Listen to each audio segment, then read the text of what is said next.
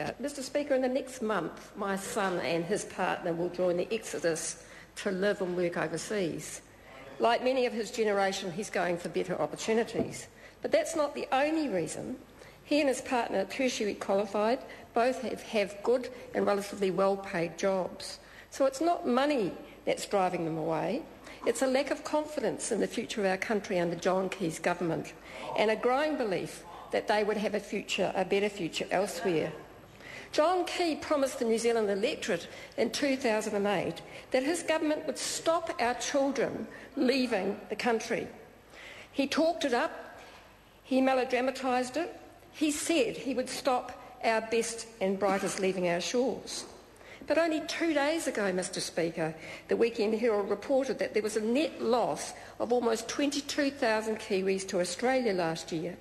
All the signs are there that this exodus is only going to get worse. So that's a broken promise. But, among the silly slogans, the empty promises of John Key and this national government. John Key promised a step change. We still don't know what that means. He promised a brighter future. Well, he promised that New Zealand incomes would catch up with Australia. He promised to tackle what he called the growing underclass in our country, and what a sad indictment this week, the story about Aroha and her mother. But the Prime Minister's statement to Parliament today signals a government that has run out of ideas, if indeed it ever had any. He's finding out the awful truth. Promises are easy, but it takes a lot more than words to deliver. There's no brighter future, for example, for the 2,500 families on the North Shore and Rodney who've had to apply for non-benefit special need grants in the last year. I think that's symbolic of just how widely and deeply felt this government's inaction has spread. We're talking about the North Shore and Rodney, Mr Speaker, where there's the home of 5 national MPs, including the Prime Minister. There's no brighter future for families who are struggling with the rising cost of living. Some of actually has been caused by nationals, such as the GST. But rents have gone up, rates are going up, GPs' fees are going up, early childhood education costs are rising, petrol's gone up, ACC costs are going up, power prices are going up.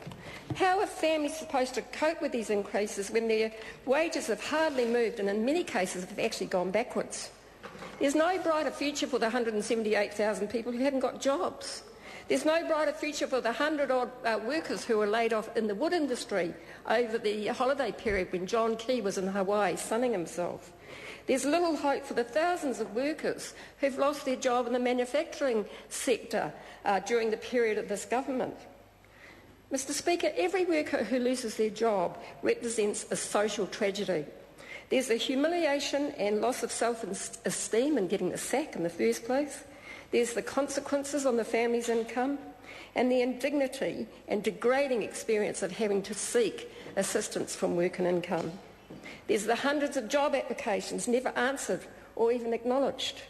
There's the little bits of work from time to time, casual, temporary, minimum wage jobs, scratching around to make something to help put food on the table. Now, I think we all agree that a job is the best poverty eradication measure available, provided it is a decent job, a well-paid job, where training, skills recognition and the contribution of workers are acknowledged as an important part of our economy. But unfortunately, this government lacks the imagination to really develop job creation and stimulus. It has decided that New Zealand workers are lazy, they're untrustworthy, and they need to be punished through harsher labour laws. National really believe that the removal of rights for all workers in their 90 days of employment will encourage employers to take workers on. It cites research that is quite frankly baloney, and it absolves itself of any responsibility for skills training, for industry development, and for doing something about the large and growing numbers of our young people who aren't in a job or even in training. And I do note, Mr Speaker, after the contribution from the Minister, Kate Wilkinson, in the UK, David Cameron, the Prime Minister, is now proposing a 2-year trial period. They've had a 1-year trial period for years, and he's using exactly the same language we're hearing from that Minister about doing it. And obviously 1 year didn't work, so there's going to be something else. National's developing a narrative that says employers are saviours and that workers should be, and particularly low-paid workers, should be grateful for a job or any job. And if they're not, the government's going to punish them. Not all employers agree with this, and I want to make that clear, Mr Speaker. Since we've had the 90-day employment law, I know of many employers that have entered into agreements with their unions because they say they don't need those sorts of tools. They have relationships and they have the ability to think beyond harsh measures like that. But this government's now telling workers, or has been at least for the last 2 years in the state sector, that they're worth nothing either, and that they can expect nothing from this government, and again they should be grateful to keep their job. No one has a problem with efficiencies and productivity, but the National Government believes that a job in the public sector is not a real job. Well, I say, tell that to the nurses and see how you get on. I heard the Greens and the Maori Party calling today for a higher minimum wage. I have to say, it seems like the phone's off the hook when it comes to the Maori Party talking to the National Party about such important measures. But I say good on them because Labour agrees with them. If Labour hadn't been in power for the previous 9 years, I believe the minimum wage would still be sitting around $10 an hour and $7 an hour for under 20-year-olds. Mr Speaker, I am grateful for small mercies, and at least the minimum wage for our lowest paid hasn't gone backwards. But how will a 1.9% increase in pay cover 4% inflation? Because that's all minimum wage workers are going to get. That 25 cents an hour won't add up to a litre of milk at the end of the day, let alone a block of cheese at the end of the week. We're talking about an increase of $8 a week.